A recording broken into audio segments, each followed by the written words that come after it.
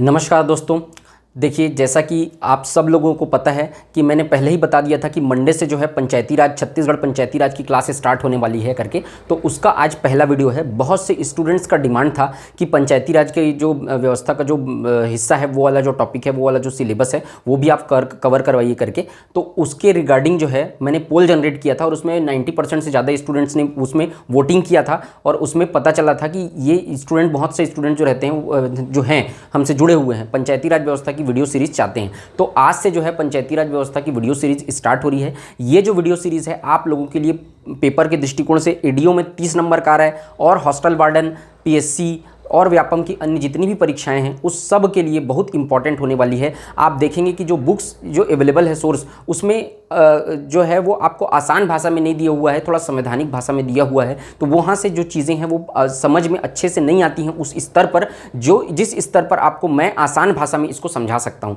तो मैं जो है इसको बहुत आसान भाषा में आपको समझाने की कोशिश करूँगा। और इसमें क्या है कि आप अगर ऊपर से पढ़ेंगे तो आप लोग देखे होंगे कि जो पेपर में, एग्जाम में जो क्वेश्चन आते हैं, संविधान के जैसे प्रश्न रहते हैं, उसी तरीके के प्रश्न इसमें आते हैं। 4-5 पॉइंट दिया रहता है और उसमें लिखा रहता है कि कथन करण वाला सवाल रहता है, केवल एक सही, एक और दो दोनों सही, 1 2 3 तीनों सही, इस तरीके का चीज़ें जो है वो कथन करण वाला सवाल के अंतर्गत आते हैं। तो ये जो इसलिए जो होता है, इसमें एक टॉपिक पे आप कुछ भी चीज़ अगर छोड़ के जाएंगे और वहाँ पर अगर कहीं वो फंस गया तो वो क्वेश्चन आपसे अटेम्प्ट नहीं होगा। तो उसी तरीके से, जिस तरीके से संविधान पढ़ते हैं, उसी तरीके से आपको इसको भी आप डिटेल में कवर करना पड़ेगा। तो मैं उन सब चीज़ों को देखते हुए ये जो वीडियो सीरीज़ लेके आया हूँ आप लोगों के सामने। जो कंटेंट मैं आपको पढ़ाने वाला हूँ उस चीज़ का आप अच्छे से नोट्स बनाते चलिए। बोर्ड पर जो लिखा हुआ है उसको आप अपने कॉपी में पॉइंट करके नोट करते चलिए। मैं गारंटी के साथ बोल रहा हूं, मेरे साथ पढ़ने के बाद आपको एक भी जगह से इसको और एक्स्ट्रा नहीं पढ़ना पड़ेगा। पूरी चीज़ें जो है डिटेल में मैं कवर करवा दूंगा। इससे ज़्यादा आपको कहीं से कुछ नहीं पढ़ना पड़ेगा, ठीक है। तो आप मुझसे जुड़े रहिए। मुझे उम्मीद है, पूरी उम्मीद है कि जो प्यार आप लोगों ने ग्रामीण विकास की जो फ्लैगशिप योजनाएं हैं, एडीओ वाला सीरीज़ को दिया है, वही प्यार आप ये वाली सीरीज़ को भी देंगे। और आप अच्छे से लाइक करेंगे, कमेंट करेंगे और शेयर करके मेरा मनोबल बढ़ाने का कोशिश करेंगे, ताकि मैं आप लोगों को और अच्छे से पढ़ा सकूं और अच्छे कंटेंट के साथ और अच्छे मोटिवेशन के साथ आप लोगों के लिए अच्छे कंटेंट जो है वो ला सकूं, ठीक है। तो उम्मीद करता हूं आप सबको मेरा प्रयास जो है वो पसंद आएगा। अगर अच्छा लगे तो वीडियो को लाइक करिए, चैनल को सब्सक्राइब करिए और ज़्यादा से ज़्यादा शेयर करिए। तो दुगनी उत्साह, दुगनी जोश और जुनून के साथ हम लोग आज पंचायती राज व्यवस्था शुरू करने वाले हैं, ठीक है। तो आज से हम लोग स्टार्ट करते हैं। देखिए, छत्तीसगढ़ पंचायती राज, इसका सबसे पहले वीडियो में मैं आप लोग को, इसका इंट्रो पार्ट है ये जो वीडियो है, इसमें मैं आप लोग को जो रहता है इसका जो ऐतिहासिक पृष्ठभूमि है कि क्यों पंचायती राज व्यवस्था की ज़रूरत पड़ी, हमारे देश में क्यों इसकी ज़रूरत पड़ी, क्यों लागू हुआ, ठीक है, इसका मतलब क्या है, ठीक है, इसके लागू होने के बाद क्या था और इसको लागू होने के दौरान किन किन चरणों से होकर गुजरना पड़ा, ये सब चीज़ें हेडिंग डालिए कॉपी में। ऐतिहासिक पृष्ठभूमि, हिस्टोरिकल जो इसकी चीज़ें हैं, वो सब चीज़ें वहाँ से पॉइंट से एंड, सबसे स्टार्टिंग पॉइंट से बेसिक से एकदम पकड़ के मैं पूरा आप लोगों को बताऊंगा। आज जो है वो इसका डेट भी इंपॉर्टेंट है और इसकी थ्योरी से बहुत सारे क्वेश्चन आए हैं। जो क्वेश्चन आ चुके हैं वो भी मैं आपको बताता चलूँगा बीच में। तो आप जो साइड में है इंपॉर्टेंट करके उसको टिक करते चलिएगा, ताकि आप जब रिविज़न करें और आप जब पढ़ें तो उन चीज़ों को ज़्यादा जोर दे के आप पढ़ सकें, जो पिछले पेपर्स में आई हुई चीज़ें हैं उन चीज़ों को, ठीक है। तो चलिए स्टार्ट करते हैं। देखिए, विकेंद्रीकरण, छत्तीसगढ़ पंचायती राज।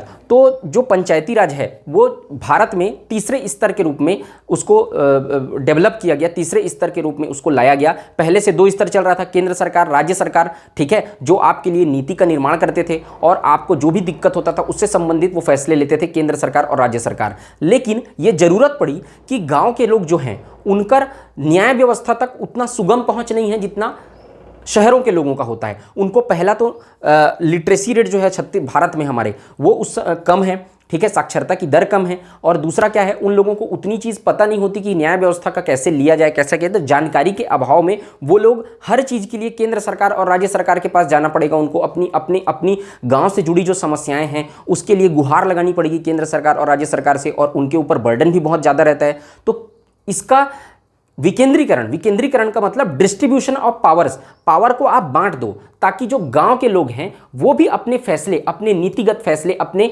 छोटे मोटे फैसले, अपने न्याय से संबंधित फैसले स्वयं ले सकें। अपने लिए जो पॉलिसी मेकिंग कैपेसिटी हो, जो पॉलिसी मेकिंग पावर हो, वो गांव को भी देने के लिए विकेंद्रीकरण, इसी को कहते हैं डिस्ट्रीब्यूशन ऑफ पावर्स, पावर को बांट दिया गया। केंद्र सरकार और राज्य सरकार थर्ड एक पावर इकाई बना दी गई जिसका कहा जाता है स्थानीय स्वशासन। मतलब जो स्थानीय है, हम लोग ग्रामीण हैं, वो लोग को भी खुद की शासन की इकाई, स्वयं का उनका शासन, जिसके माध्यम से वो प्रशासन कर सके और अपनी नीतियों का फैसला स्वयं ले सकें। इसी के लिए विकेंद्रीकरण की भावना को सुनिश्चित करने के लिए छत्तीसगढ़, आप लोग पॉइंट डाल के लिखिएगा, भारत में विकेंद्रीकरण की भावना, विकेंद्रीकरण की अवधारणा को सुनिश्चित करने के लिए तीसरे स्तर के रूप में स्थानीय स्वशासन का जन्म हुआ। यह है कि स्थानीय स्वशासन, और स्थानीय स्वशासन मतलब यही ग्रामीण पंचायती राज जो है उसी को कहते हैं। ठीक है, नेक्स्ट देखते हैं। ये जो स्थानीय स्वशासन की शुरुआत है वो अभी हुआ क्या रिसेंटली में हमारा देश बनने के बाद? नहीं, ऐसा नहीं है। स्थानीय स्वशासन की शुरुआत चोल वंश से हो चुकी थी।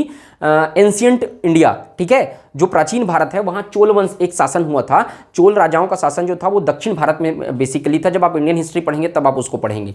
तो दक्षिण भारत के चोल वंश से पंचायती राज व्यवस्था की शुरुआत हो चुकी थी। ये लोग अब एक नीचे की इकाई के रूप में जिला स्तर पर ये लोग क्या कर चुके थे, उस समय गठन कर चुके थे, जो लोग खुद का निर्णय लेते थे उस स्तर के लोग। ठीक है, लेकिन 1870 में हमारे यहाँ मॉडर्न इंडिया में क्या हुआ, लॉर्ड रिपन, जो आप लोग देखे होंगे गवर्नर जनरल वायसराय सब आए, तो 1870 में जब लॉर्ड मेयो आए तब उन्होंने कार्यपालिका और वित्तीय अधिकार प्रदान किए स्थानीय स्वशासन को। नीचे जिला बोर्ड का गठन किया लॉर्ड रिपन ने, और क्या किया वो लोग को, कार्यपालिका और मतलब अपना डिसीजन लेने से संबंधित, अपने योजना बनाने से संबंधित, और थोड़ा सा फाइनेंशियल अधिकार भी दिया वो लोगों को, ताकि अपने वित्त से संबंधित, पैसे से संबंधित भी वो लोग काम कर सकें।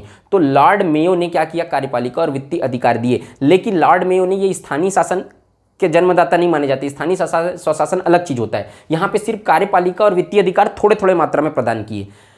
अब आया 1882 में क्या हुआ कि लॉर्ड रिपन एक वायसराय बन के आए। तो लॉर्ड रिपन ने क्या किया, स्थानीय स्वशासन का जन्मदाता माना जाता है। इन्होंने स्थानीय स्वशासन को इंट्रोड्यूस किया। सबसे पहली बार भारत में इंट्रोड्यूस करने वाला कौन था, स्थानीय स्वशासन के जन्मदाता माने जाते हैं लॉर्ड रिपन। देखिए ये जो है चोल वंश जो है वो मॉडर्न एंशिएंट इंडिया का पार्ट है। ठीक है, तो अगर आप लोग को स्थानीय स्वशासन की शुरुआत अगर पूछेगा तो चोल वंश से, लेकिन जो अभी जो स्थानीय स्वशासन चल रहा है, जिस स्तर पर चल रहा है, जिस हिसाब से चल रहा है, जिस पॉलिसी के साथ चल रहा है, लगभग उस स्तर का जो स्थानीय स्वशासन था वो 1882 में लॉर्ड रिपन के काल से चालू हुआ था। इसलिए इनको स्थानीय स्वशासन का जन्मदाता कहा जाता है।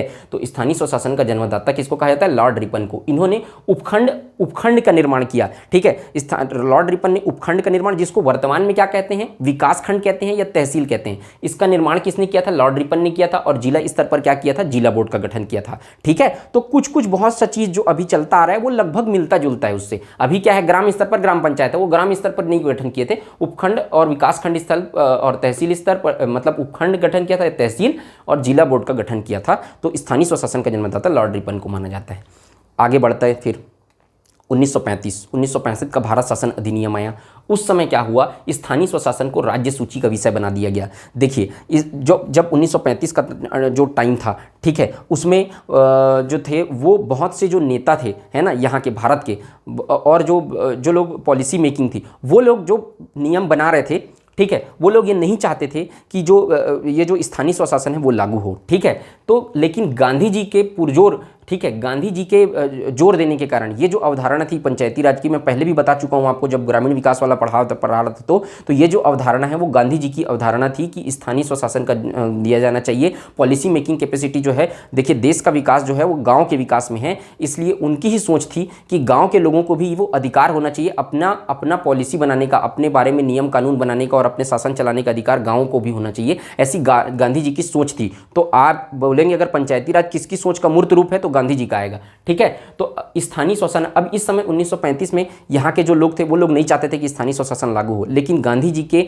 जोर देने के कारण, उनके दबाव के कारण क्या कर दिया गया, इसको राज्य सूची का विषय बना दिया गया। मतलब ये बोल दिया गया कि राज्य जो है अपने ही तरीके से अपने राज्य में जो है जिस तरीके से लागू करना चाहें तो कर सकते हैं, अगर नहीं लागू करना चाहें तो न भी करें तो कोई भी दिक्कत नहीं है। तो इसको राज्य सूची का विषय बना दिया गया। और उसके बाद क्या किया गया, भाग 4 के अनुच्छेद 40 में 1935 में क्या किया गया, DPSP मतलब directive principle of state policy, जी, राज्य की नीति के निदेशक तत्व में इसको जोड़ दिया गया। यहीं पे क्या हुआ, राज्य की नीति के निदेशक तत्व में किसी को जोड़ने से क्या होता है कि आप लागू करें तो भी ठीक है, नहीं लागू करें तो भी ठीक है, उसके लिए आप कोर्ट नहीं जा सकते, उसके आप न्याय का दरवाजा नहीं खटखटा सकते कि ये हमारा मौलिक अधिकार नहीं है, मतलब ठीक है ना, तो आप उस पर न्याय का दरवाजा नहीं खटखटा सकते। तो उसको पूरा स्टेट मतलब राज्य के ऊपर छोड़ दिया गया कि अगर लागू करें या ना करें, ठीक है। अब उसके बाद हमारा देश आज़ाद हुआ 1947 में। उसके बाद धीरे धीरे हमारे देश में संविधान सभा बनी। संविधान सभा में हमारे लोग गए, 10 लाख लोगों में से एक प्रतिनिधि चुन के गए और उन्होंने पॉलिसी मेकिंग करना चालू किया। तो जब 1952 में पहला चुनाव हुआ भारत देश में, तब क्या हुआ कि सामुदायिक विकास कार्यक्रम लाया गया। सभी को विकास में के कार्यक्रम में, मतलब जो जितना भी देश का विकास हो रहा है, सामुदायिक विकास कार्यक्रम मतलब टोटल डेवलपमेंट, तो जो देश का विकास हो रहा है ना, उसमें सबका भागीदारी सुनिश्चित हो, सबकी पार्टिसिपेशन होना चाहिए। ऐसा करके क्या किया गया, सामुदायिक विकास कार्यक्रम एक कार्यक्रम चलाया गया 1952 में।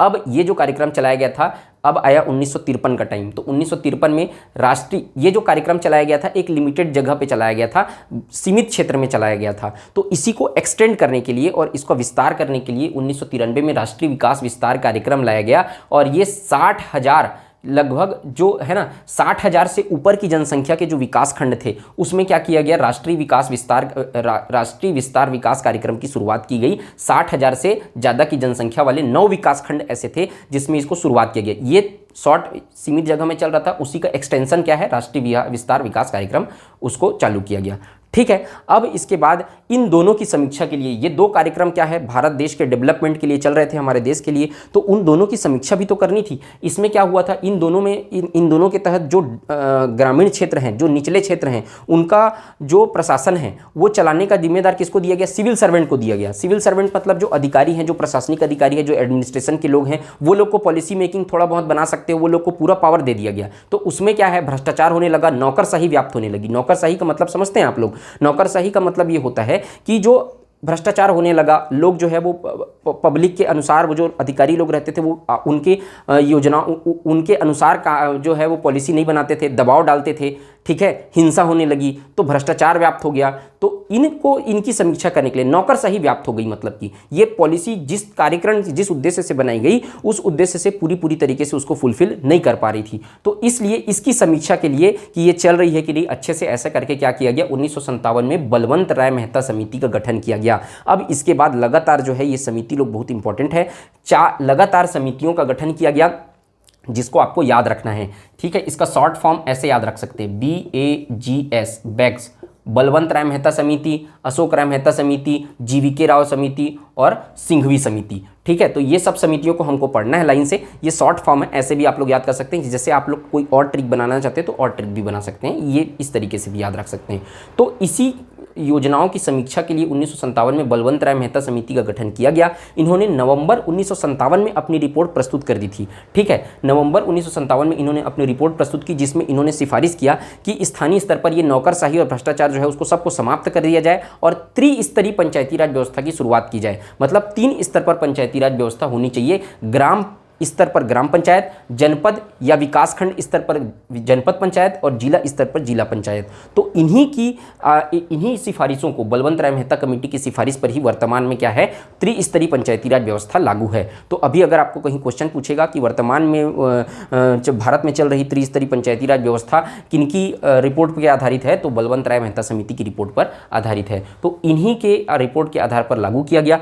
सबसे पहले 2 अक्टूबर 1959 में इनकी रिपोर्ट को आधार मानकर 2 अक्टूबर 1959 में राजस्थान के नागौर जिला से जवाहरलाल नेहरू जी उन समय प्रधानमंत्री थे, जवाहरलाल नेहरू जी ने राजस्थान के नागौर जिले से पंचायती राज व्यवस्था की शुरुआत की, ठीक है। पहले ये पायलट प्रोजेक्ट के रूप में चल रहा था छोटे मोटे क्षेत्र में, लेकिन 2 अक्टूबर 1959 से राजस्थान के नागौर जिले में जवाहरलाल नेहरू ने इसको लॉन्च किया, इसको पहली बार इसकी शुरुआत की। ये क्वेश्चन भी आ चुका है, इंपॉर्टेंट है। इसके अतिरिक्त बलवंत राय मेहता समिति वाला जो बताया वो भी क्वेश्चन आ चुका है एक बार पेपर में, ठीक है। उसके बाद 20 साल के बाद 1957 के बाद 1977 में इसी की समीक्षा के लिए, मतलब जो त्रिस्तरीय पंचायती राज चल रही थी, है ना, मतलब लगभग इसको रिपोर्ट को बाद में आधार मानकर 73वां संविधान संशोधन विधेयक प्रस्तुत किया गया, ठीक। तो लेकिन इसकी समीक्षा के लिए कि जो विकास योजनाएं चल रही हैं वो सही तरीके से चल रही है कि नहीं करके अशोक राय मेहता समिति का गठन किया गया। इसी तीसरे स्तर को इंप्लीमेंट करने के लिए और इसमें मॉडिफिकेशन करने के लिए या और कोई सुझाव है तो उसको ग्रहण करने के लिए अशोक राय मेहता समिति का गठन किया गया। इस अशोक राय मेहता समिति ने सिफारिश की द्विस्तरीय पंचायती राज, मतलब तीसरे स्टेप को खत्म कर दिया। ग्राम स्तर पर जो ग्राम पंचायत की सिफारिश बलवंत राय मेहता समिति ने की थी उसको इन्होंने नकार दिया और इन्होंने कहा कि जिला स्तर पर जिला परिषद का गठन किया जाए और मंडल स्तर पर या विकासखंड स्तर पर या तहसील स्तर पर मंडल पंचायत का गठन किया जाए, जिसमें 15 से 20 हजार की जनसंख्या पर क्या होगा, एक मंडल पंचायत का गठन किया जाएगा। और ग्राम स्तर पर, ठीक है, जो ग्राम स्तर पर ग्राम पंचायत है उसको इन्होंने उसको नकार दिया, उसको खारिज कर दिया। ठीक है, तो इन्होंने द्विस्तरीय पंचायती राज की सिफारिश की, ये भी याद रखिएगा आप लोग। उसके बाद 1985 का टेन्योर आया। 1985 में जीवीके राव की समिति आई। ठीक है, जीवीके राव समिति इसी की समीक्षा के लिए और इसी में कुछ इंप्रूवमेंट करने के लिए गठित की गई थी और इसमें गरीबी उन्मूलन व ग्रामीण विकास की समीक्षा, अब मैंने बताया जबकि सबका उद्देश्य अप्रॉक्स सेम है, थोड़ा बहुत 19-20 का अंतर है। तो गरीबी को हटाने और ग्रामीण विकास को इन्वेस्टिगेट करने के लिए, ग्रामीण विकास की समीक्षा करने के लिए जीवीके राव समिति की गठन की गई। इन्होंने क्या कहा, नौकरशाही, इन्होंने भी ये कहा कि जो है जो देश में जो स्थानीय स्वशासन को थोड़ा बहुत जो चल रहा है उसमें नौकरशाही व्याप्त हो गई है, भ्रष्टाचार हो रहा है, इन्होंने कहा। और ये कहा बिना जड़ की घास, कहा किसको, पंचायती राज व्यवस्था स्थानीय स्वशासन को क्या कहा, बिना जड़ की घास कहा उन्होंने भी, है ना, मतलब कोई इसका अर्थ नहीं है ऐसा बोला उन्होंने, बिना जड़ की घास कहा। ये शब्द याद रखिएगा, ये सेंटेंस जो है वो ये पूछता है। ठीक है, उसके बाद देखिए 1986 आया। 1986 में LM सिंघवी समिति की गठन किया गया, एक और समिति गठित की गई इसी की समीक्षा के लिए। तो LM सिंघवी समिति की रिपोर्ट प्रस्तुत की कि इसको संवैधानिक मान्यता दे दी जाए। देखिए अभी तक संवैधानिक मान्यता का मतलब क्या होता है, आप इससे संबंधित संसद में, लोकसभा में, राज्यसभा में पारित करवाने के बाद, ठीक है, जब भी कोई भी विधेयक जब है लोकसभा में जाता है, लोकसभा से राज्यसभा में जाता है, लोकसभा में पारित होने के बाद राज्यसभा में, फिर राज्यसभा से पारित होने के बाद राष्ट्रपति जी के पास जाता है और जब राष्ट्रपति उस पर सिग्नेचर कर देते हैं तब उसको क्या मिलता है, कोई भी विधेयक संविधान का रूप लेता है, कोई भी विधेयक नियम कानून का रूप लेता है, तो उसी को कहते हैं संवैधानिक। तो संवैधानिक मान्यता अभी तक नहीं मिली थी, इसको कॉन्स्टिट्यूशनल रूप से इसको पारित नहीं करवाया गया था संसद में, इसलिए LM सिंघवी समिति ने पहली बार संवैधानिक मान्यता देने की, पंचायती राज यानी स्थानीय स्वशासन को संवैधानिक मान्यता देने की सिफारिश की, संवैधानिक मान्यता देने की मांग की थी। किसने, LM सिंघवी समिति। तो इसको आप लोग अच्छे से याद रखिएगा कि पहली बार संवैधानिक मान्यता देने की मांग किसने की थी, LM सिंघवी समिति। बहुत बार आ चुका है ये सवाल। उसके बाद 1988 का टाइम आया। 1988 में फिर से एक समिति गठित की गई, PK थुंगन समिति, है ना। PK थुंगन समिति ने ये रिपोर्ट प्रस्तुत की कि इसको ही कहा कि ये संवैधानिक मान्यता दी जाए और त्रिस्तरीय पंचायती राज की इन्होंने क्या किया, सजेशन दिया कि ठीक है त्रिस्तरीय पंचायती राज का ही गठन होना चाहिए करके। ठीक है, उसके बाद 1988 में गाडगिल समिति गठित की गई। गाडगिल समिति की रिपोर्ट प्रस्तुत की कि ये जो गाडगिल समिति है, यही जो है गाडगिल समिति की रिपोर्ट जो है वो 73वां संविधान संशोधन का आधार बनी। मतलब इसी समिति की रिपोर्ट को मानकर, लगभग बहुत सारी चीज़ों को मानकर 73वां संविधान संशोधन विधेयक 1992 लाया गया। ठीक है, और इन्होंने भी ये मान्यता दी कि, इन्होंने भी ये मांग की कि संवैधानिक मान्यता दी जाए, मतलब विधेयक पारित करवाया जाए और इसको स्थानीय स्वशासन को सुरक्षित किया जाए, ये लोगों के लिए बहुत बेनिफिशियल है, ये गाडगिल समिति ने भी कहा था। तो ये चार जो समिति है जितनी मैंने बताई है, बलवंत राय मेहता समिति से लेकर गाडगिल समिति तक, आपको पूरा याद रखना है। ये समितियों के बारे में बहुत सारे एग्जाम्स में पूछते रहता है। ठीक है, अब देखिए इसी के आधार मानकर 73वां संविधान संशोधन विधेयक 1992 जो है वो लोकसभा में प्रस्तुत किया गया। उस समय हमारे प्रधानमंत्री थे PV नरसिम्हा राव। PV नरसिम्हा राव, प्रधानमंत्री का नाम याद रखना, राष्ट्रपति का नाम याद रखना, दोनों नाम याद रखना। ठीक है, तो प्रधानमंत्री कौन थे, PV नरसिम्हा राव। तो लोकसभा में 73वां संविधान संशोधन विधेयक प्रस्तुत किया गया 22 दिसंबर सन 1992 को। तो मैंने अभी बताया कि लोकसभा में जैसे ही ये पारित हुआ उसके बाद ये राज्यसभा गया 23 दिसंबर 1992 को, ये राज्यसभा से पारित हो गया। सर्व डेट को पूछता है ना, ध्यान रखना।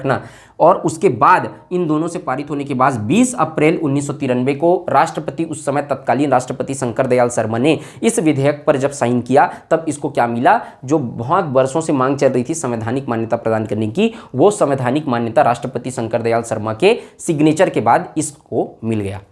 ठीक है, अब आया 24 अप्रैल 1993, तो इसको राजपत्र में प्रकाशित किया गया। जो भी नियम बनाए जाते हैं उसको एक गजट आता है जो राजपत्र कहते हैं जिसको, उसमें प्रकाशित किया जाता है, तभी वो क्या होता है, वो मान्य होता है। तो राजपत्र में प्रकाशित किया गया और चूंकि 24 अप्रैल 1993 को राजपत्र में इसको प्रकाशित किया गया, इसलिए 24 अप्रैल को ही पंचायती राज दिवस के रूप में मनाया जाता है। याद रखना अच्छे से, पंचायती राज दिवस के रूप में कब मनाया जाता है? 24 अप्रैल को पंचायती राज दिवस के रूप में 24 अप्रैल को मनाया जाता है। इसके आधार पर 73वां संविधान संशोधन 1992 के आधार पर तीसरे स्तर पर स्थानीय स्वशासन को तीसरे जो ढांचा है, संवैधानिक ढांचा है हमारे देश का, उसमें तीसरे स्तर पर मान्यता दी गई स्थानीय स्वशासन को।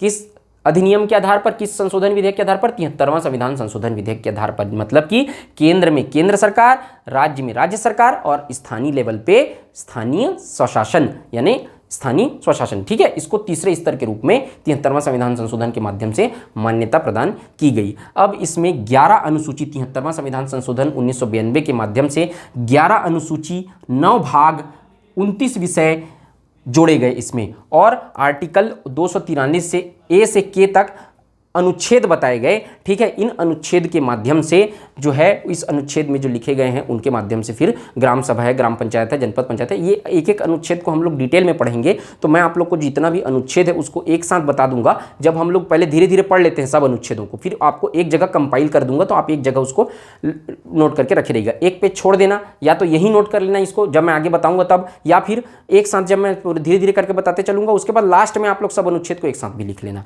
ऐसा भी कर सकते हो, ठीक है। तो अनुच्छेद 243 में ए से के तक क्या किए गए, ये अनुच्छेद जोड़े गए और इसमें सब चीज़ों को बताया गया। अनुसूची कितना है? भाग 9, 29 विषय, ये अच्छे से याद रखना, ठीक है। अब उसके बाद सबसे पहले 73वां संविधान संशोधन विधेयक तो हमारे देश में लागू हो गया, लेकिन हमारे राज्यों को पूरा अधिकार है कि कोई भी नियम, कोई भी अधिनियम जब बनता है, लोकसभा राज्यसभा में पारित होकर राष्ट्रपति के पास जाता है, तो राज्यों के पास ये पूर्ण अधिकार होता है कि उसको लागू करें या ना करें। जैसे कि जीएसटी जब है वो केंद्र सरकार में जब पारित हुआ लोकसभा राज्यसभा में, तो उसके बाद भाई हर राज्यों में उसको अलग अलग भी तो पारित करवाना पड़ा ना, है ना। जैसे कि आप लोगों ने देखा होगा अभी 10% आरक्षण दे रहे हैं सेंट्रल गवर्नमेंट ईडब्ल्यूएस वालों को, छत्तीसगढ़ सरकार ने उसको पारित ही नहीं किया है 10% आरक्षण को। तो उस तरीके से जो योजनाएं हैं उसको, जो अधिनियम है उसको हर राज्य में पारित करवाना पड़ता है। तो मध्य प्रदेश पंचायती राज अधिनियम 1993 में पहली बार मध्य प्रदेश ने क्या किया, पंचायती राज अधिनियम को पारित किया अपने राज्य में। तो पहला राज्य जिसने 73वां संविधान संशोधन विधेयक को, मतलब पंचायती राज अधिनियम पारित किया, वो कौन था? मध्य प्रदेश था। पंचायती राज अधिनियम 1993 में मध्य प्रदेश ने पारित कर दिया। अब उसके बाद छत्तीसगढ़ पंचायती राज अधिनियम 1993। तो छत्तीसगढ़ जब 1 नवंबर सन 2000 को छत्तीसगढ़ मध्य प्रदेश से अलग हुआ, ठीक है। तो पहले तो छत्तीसगढ़ मध्य प्रदेश का हिस्सा था 1993 में, तो छत्तीसगढ़ को अलग से पारित करवाने की जरूरत नहीं थी। लेकिन जब छत्तीसगढ़ 1 नवंबर सन 2000 को अलग हुआ मध्य प्रदेश से, तो अब छत्तीसगढ़ को, अब चूंकि उसी का पार्ट था, उसी को इंप्लीमेंट करना था छत्तीसगढ़ को, इसलिए मध्य प्रदेश के ये जो अधिनियम है पंचायती राज अधिनियम, वहां जहां जहां पे मध्य प्रदेश लिखा था वहां पे उसको बदलकर क्या कर दिया गया, छत्तीसगढ़, और हूबहू उसको इंप्लीमेंट कर दिया गया छत्तीसगढ़ में। समझ में आया आप लोग को? जब लागू हुआ तो 1993 में छत्तीसगढ़ मध्य प्रदेश का ही पार्ट था। जब अलग हुआ तो जहां जहां पर इस अधिनियम में मध्य प्रदेश लिखा है वहां पर छत्तीसगढ़ लिख कर पूरा हूबहू उसको क्या कर दिया गया, कॉपी कर दिया गया, ठीक है। तो छत्तीसगढ़ पंचायती राज अधिनियम 1993 बोला जाता है इसको, क्योंकि ये 93 में ही पास हुआ था। मध्य प्रदेश का नाम बदल के केवल छत्तीसगढ़ किया गया, पारित तो 93 में ही हो गया था ना, तो इसलिए। तो 7 जून 2001 को विधि का अनुकूलन आदेश पारित किया गया छत्तीसगढ़ में, ठीक है। और 1 नवंबर, और इस विधि के अनुकूलन आदेश में ये बोला गया कि छत्तीसगढ़ पंचायती राज अधिनियम 1993 जो है 1 नवंबर सन 2000 से इंप्लीमेंट की जाएगी, छत्तीसगढ़ में लागू की जाएगी, लागू समझी जाएगी। 18 जून सन 2001 को राजपत्र में ये प्रकाशित हो गया। अब भाई वो मध्य प्रदेश के मतलब इधर के राजपत्र में प्रकाशित हुआ था, छत्तीसगढ़ राज्य के गजट में यानी राजपत्र में प्रकाशित हुआ, जिसमें 15 अध्याय, याद रखना ये जो है ये सब 73वां संविधान संशोधन का है। अब छत्तीसगढ़ में 18 जून सन 2001 को राजपत्र में प्रकाशित हुआ 15 अध्याय, 132 धारा और 4 अनुसूचियां, ये जो है वो क्या किया, राजपत्र में, छत्तीसगढ़ राजपत्र में प्रकाशित हुई। इसको ध्यान रखना, 15 अध्याय, 132 धारा, 4 अनुसूची, ये पूछ चुका है ये सवाल भी, ठीक है। तो ये इस तरीके से स्टेप वाइज मैंने आपको बताया 1870 से लेकर पूरा 2001 तक क्या क्या हुआ, इसकी जो ऐतिहासिक पृष्ठभूमि कैसी थी, इसका जो पूरा प्रोसेस था उसको मैंने आप लोग को एक वीडियो में पूरा एक्सप्लेन कर दिया,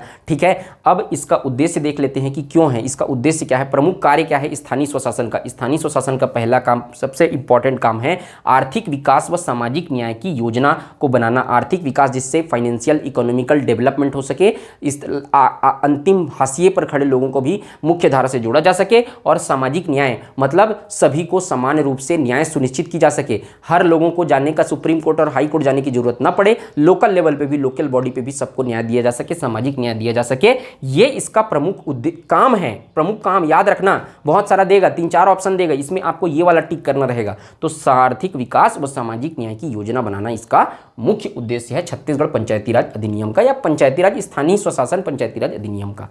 ठीक है, तो ये हो गया आपका ऐतिहासिक पृष्ठभूमि। जब हम लोग नेक्स्ट क्लास में आएंगे तो आप लोगों को ग्राम सभा से हम लोग स्टार्ट करेंगे। ग्राम सभा से लेके फिर ग्राम पंचायत, जनपद पंचायत, पूरा आप लोगों को अच्छे से डिटेल में बताते हुए चलूंगा। मुझे उम्मीद है कि आप लोग को ये वीडियो पसंद आया होगा। अगर वीडियो पसंद आए तो वीडियो को लाइक करिए, चैनल को सब्सक्राइब करिए, ज़्यादा से ज़्यादा शेयर करिए।